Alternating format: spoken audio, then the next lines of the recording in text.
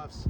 I want to start by thanking the Erie County Executive, Mark Polencars, for hosting us here at one of South Buffalo's hidden gems, as well as for Erie County's ceaseless efforts to restore Seneca Bluffs to its natural state.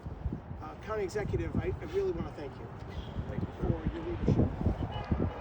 Without the County Executive and Erie County leading the charge here, we would not be here today. And it's a true partnership between the County Executive's office, my office, and Council President Scanlon's office, who we're joined by here as well today, and the Executive Director of the Buffalo Niagara Waterkeeper, Jill Jedlicka. I want to just take the opportunity to thank all of these amazing partners in government and in the community for helping us to get to this place today. We're also joined by New York State Office of Parks, Recreation, and Historic Preservation, Kate Badgley, as well as Troy Schitzel, the Commissioner of Parks here in New York State. So when I mentioned Seneca Bluffs as a hidden gem, I meant it. Many people, including longtime residents of our community, are not aware that it's even here. They drive by right down Seneca Street here in South Buffalo. But the work that's going on here is nothing short of remarkable. Located along the banks of the Buffalo River, Seneca Bluffs is approximately 15 acres of floodplain right in the heart of the city of Buffalo. And for more than a century, it saw commercial river traffic causing severe erosion. It also experienced various forms of dumping of construction and demolition debris, much like large swaths of our waterfront across the region. On top of that, Seneca Bluffs suffered from damage caused by invasive species and the loss of native plants and animal habitats. And through the hard work of the county, the state, the U.S. Army Corps of Engineers, and organizations like Waterkeeper, we've seen a rebirth here at Seneca Bluffs. In 2016, approximately 85% of the species here were invasive and non-native. By 2018, that number has been reduced to 20%, and the progress has only continued. Today, we're pleased to announce the next step in this project with a $450,000 competitive grant that's been awarded through the New York State Environmental Protection Fund. This funding will support the county's $650,000 plan to construct a raised boardwalk here at Seneca Bluffs. And the benefits will be immense, starting with the prevention of unintended damage by visitors to the fragile ecosystems of this beautiful park. Also, it will increase accessibility, making it easier for those in wheelchairs and strollers and other mobility issues to enjoy this natural public space. I want to point out that we wouldn't be at this step in the process without the tremendous levels of hard work that's already been dedicated here. The Buffalo Niagara Waterkeeper is administrating nearly $1 million in Empire State Development funding through their transformational Buffalo Blueway project, which seeks to create or improve a series of interlinked natural spaces along the Buffalo River and the Outer Harbor.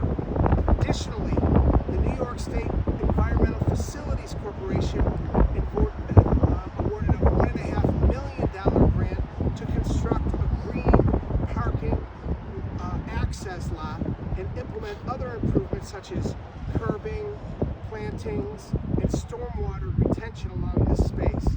And the Army Corps of Engineers implemented shoreline restoration and native species plantings through a $1.5 million grant as well. So as you can hear, this is all levels of government working together to preserve and enhance this natural environment in the middle of a built-up urban community, saving the natural heritage of our city for future generations. And this is truly a team effort at every step of the way. And it's a rejuvenation in the heart of the city of Buffalo of this beautiful environmental space. And I'm proud to be a part of it. And again, as I started, we wouldn't be here without the tremendous leadership of our great county executive, Mark Polencars. I'd like to invite him to say a few words. Thank you, Senator. Thank you, Senator. Thank you for your continued advocacy for this community and ensuring that we are able to invest in our pocket parks here and South Buffalo. As you noted, a lot of folks don't realize that Erie County owns not only Seneca Bluffs here, but we also have Red Jacket Park on the Buffalo River, as well as Thomas Higgins Park, where the Buffalo River becomes Buffalo Creek and Casanova Creek. We've been able to invest a significant amount of money because of grants that we've received from New York State through Buffalo Niagara Waterkeeper to ensure that these pocket parks are created as best as possible. As the Senator noted, the $450,000 grant, which is coming from the Environmental Protection Fund, will be used to construct a boardwalk in the back of this park so that individuals who've never had an opportunity to see what is at that point Casanova Creek, which is Buffalo Goose Calves,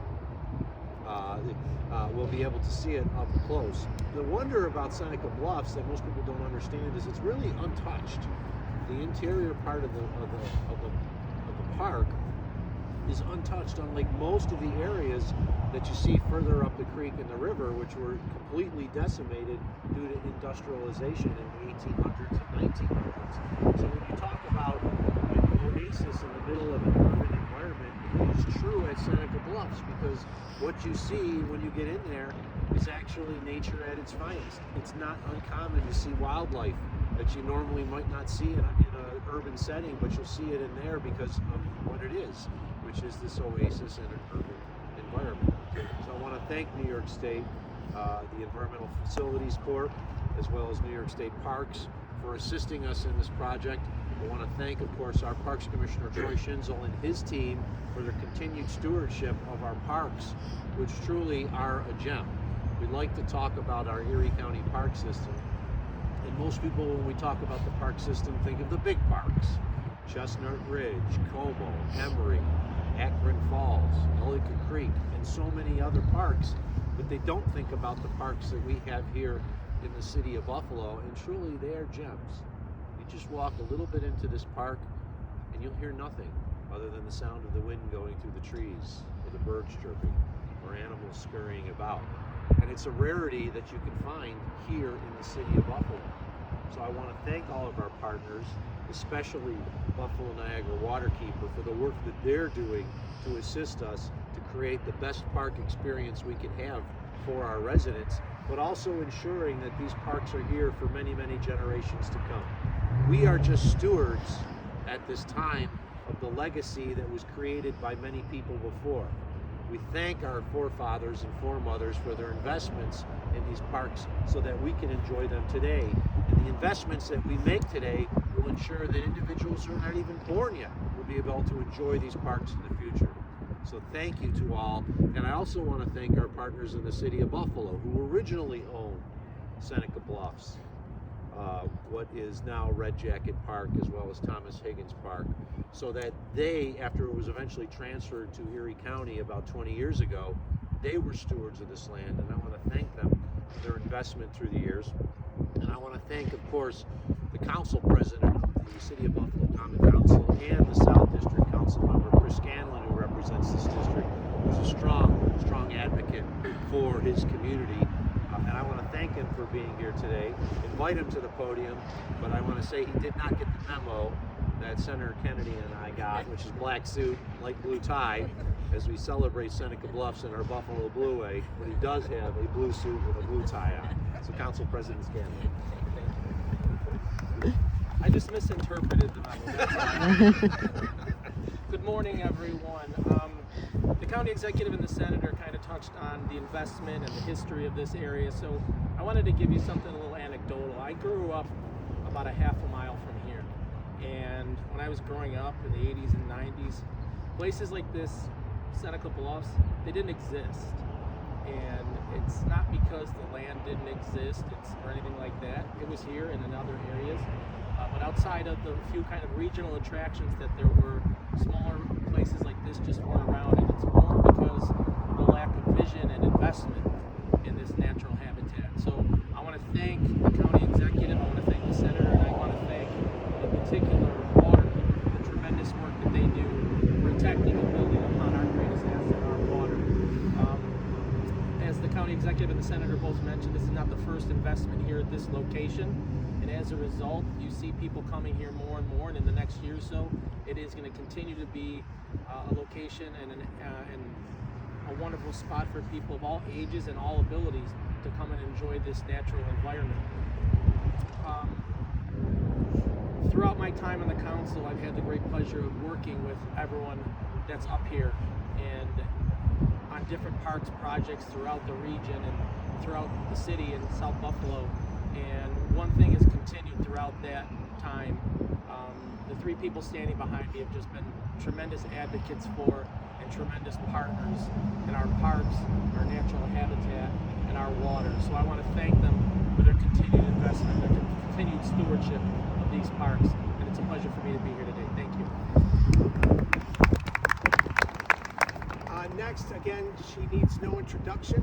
I think it's been said about the extraordinary impact that the Buffalo Niagara Waterkeeper has played, not just here at Seneca Bluffs, but all across our city and our region. And we're really, really blessed to have her leading the charge in our community. And I'd like to welcome Jill Jedlicka up from Buffalo Niagara Waterkeeper. Thank you, Senator.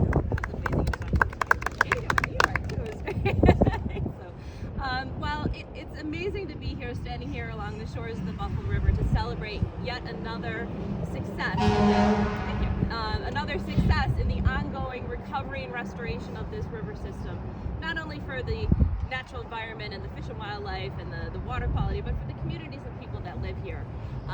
We also should take a moment and recognize that the fact that we have our elected leaders talking about things like invasive species, ecosystem restoration, water quality, and all the jargon that goes with it is a testament to how strongly our leaders have embraced the concept of having a clean environment and a restored environment as part of a strong economy and strong community.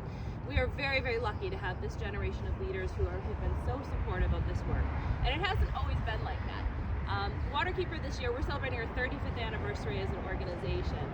And it was 35 years ago that local community members rallied together to advocate for the very river that so many people had left behind. It was a dead river, there was not access like this.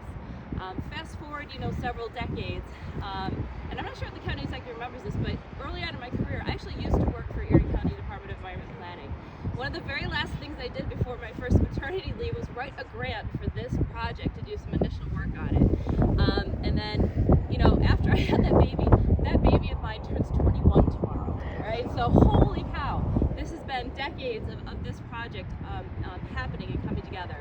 But it only came together because the county was dedicated through its staff, through Erie County Department of Environment Planning, through Parks Department, in partnership with the state, in partnership with the federal organizations, and with the community groups that make these things happen.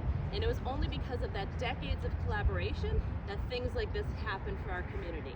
And that's an amazing story here in Buffalo. We truly are the city of good neighbors. We are working at the public, private, and nonprofit level together to make this happen. Waterkeeper is also thrilled to be able to be the steward of the Buffalo Blueway funds through Empire State Development. We're thrilled to be able to contribute over $1 million to the restoration and access to this site. This site will be accessible for all. That is the intention. It is for people of all abilities. So if you're in a wheelchair, if you have limited mobility, or if you're a young child, or if you just want to come down here, the amenities that are going to be included here marry the recreation and the natural aesthetic and the natural restoration. So we are thrilled and thankful for New York State Parks funding, for the Senator's work in Albany, for the county executive and his team, and really look forward to the next couple of years as this project comes together. Thank you. I'll open it up to any questions you may have on the project. Talk about maybe some of those amenities that are along with the boardwalk. What else is going to be included? Yeah, well, I think if you look at what's been done here already at Seneca Bluffs with the county's leadership, with the Buffalo Niagara Riverkeeper and the investment of millions of dollars, it's really opened up over a dozen acres for public access and people to come down to the waterfront right in the heart of the city of Buffalo along this beautiful park space. And what the enhancements are going to do now is it's going to open it up for people that may have mobility issues. It's going to help to preserve the park for generations to come and ensure that it really hits its greatest potential right here along Seneca Street in South Buffalo.